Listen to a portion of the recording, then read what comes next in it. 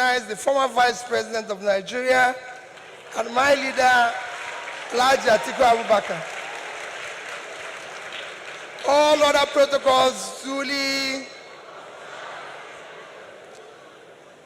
Mine is a very simple one. Let me start by thanking the organization for inviting me. As you know, I'm one of those strongest beneficiaries of the judiciary.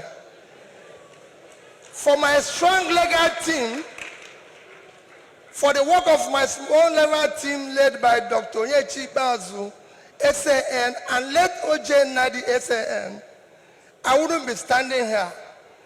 You know that from my election petition to my impeachment to my tenure interpretation. And again, whenever people talk about corruption in the legal or in the judiciary, and one who takes exception, in all this journey, I did not give anybody 1 naira.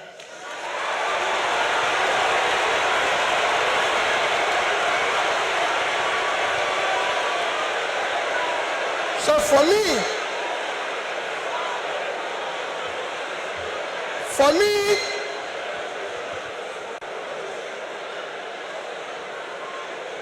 I remain eternally grateful to you for what you did for me to be here and everything.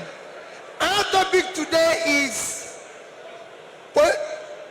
democratic transition in the 21st century Nigeria, 2023 and beyond.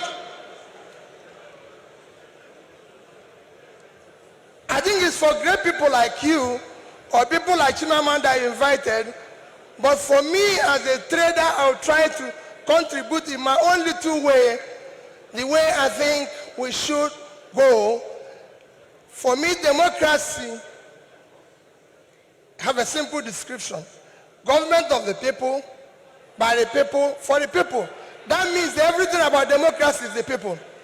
And transition means changing from one thing to the other.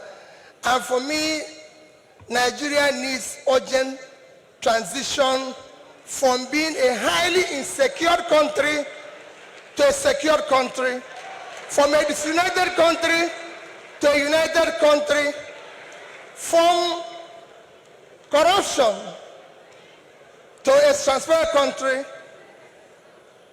from a country of lawlessness to a country of law and order.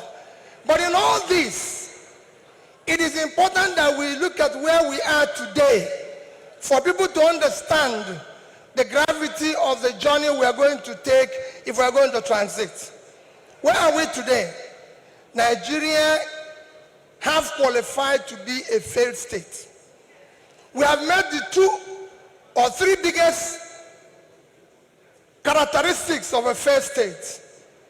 Number one is when you're no longer in charge of your territory. Today, we are among the top terrorized countries of the world. We are among the top kidnapping countries of the world. Banditry, criminality, bandits have taken over some parts of this country. Nigerians are being killed daily. All sorts of criminality is going on daily. Even our most important source of foreign exchange revenue, oil, is today 80% stolen. That shows how bad it is. We are the only country, apart from Venezuela, who we know is their own is because of sanctions, that is not meeting up its OPEC quota. Every other country is begging for increase, but Nigeria is not meeting up its own. And you wouldn't believe the quantity that is missing. In July alone, our total average, our quota is 1.8 million. In July, our total average was 1,083,000 barrels a day. That means that in July, we lost 707,000 barrels per day. If you multiply that by 31 days, it will give you 22,227,000 barrels of oil that we lost. This is a country that needs dollar. If you sell it, if you sell that oil, if you sell the quantity we lost, this is July alone.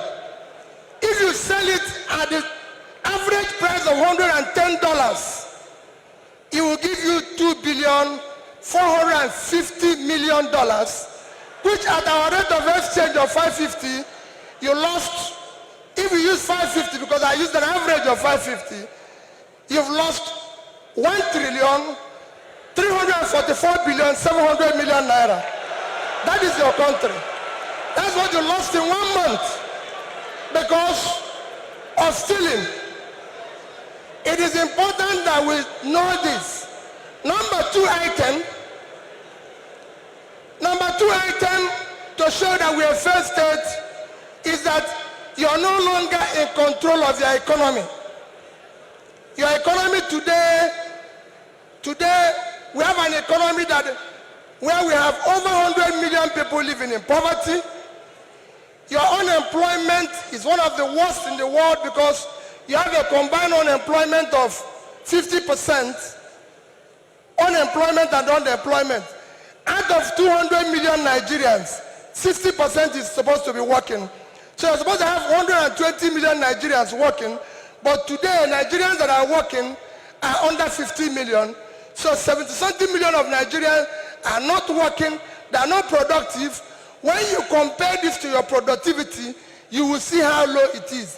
But what is even worse, we're in a physical mess, total physical mess. Because of all this, between January this year and April, the total revenue of federal government of Nigeria is 1,630,000,000,000 naira. Their expenditure is 4,720,000,000,000. If you minus this, we have a deficit of 3,100,000,000,000. That shows almost 20% to almost 200% is the deficit. And this is the crisis you face. How did we come here? It's a cumulative effect of leadership failure over the years. Because it's 10%, I'll stop here, I would have talked about power. How did we come here? What are we going to do very quickly to come out of this? Very quickly, you need to have a visionary, articulated, competent leadership to start turning around this.